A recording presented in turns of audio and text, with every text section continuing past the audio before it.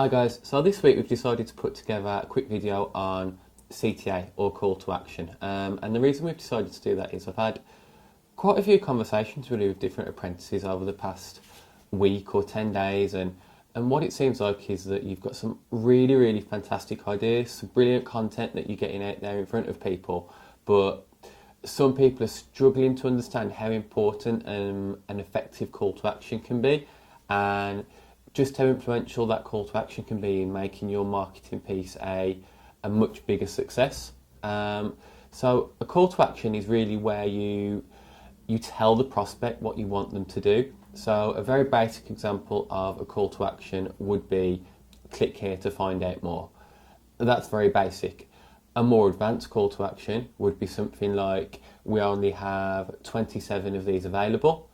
Make sure you act before this date to get your place. That's a better call to action because you're creating more scarcity and you're putting a time demand on the customer. You know, it's like anything. If I was to sort of go into the shops today and I was looking at a brand new pair of trainers and it's I see that there are only 4 pairs remaining of these trainers that I really want, I'm going to take action and I'm going to go and get my pair before the last 4 are gone.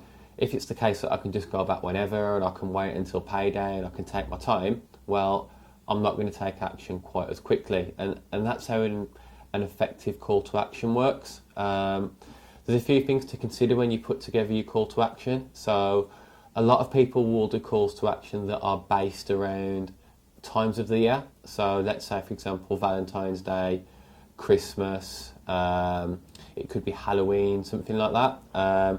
And what you need to bear in mind is that everyone will be doing calls to action at those points. So if you're a florist, then all the florists are going to be saying, book before this date to get your flowers delivered before Valentine's Day.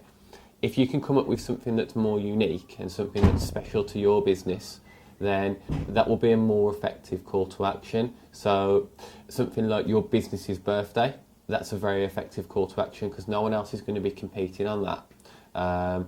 If you have something like we do in our business, if we have different funding contracts and we have to sign up apprentices by certain dates, we can sometimes use those for our call to action and we can say, you need to get in touch by such and such a date to secure your place and get your funding for a course.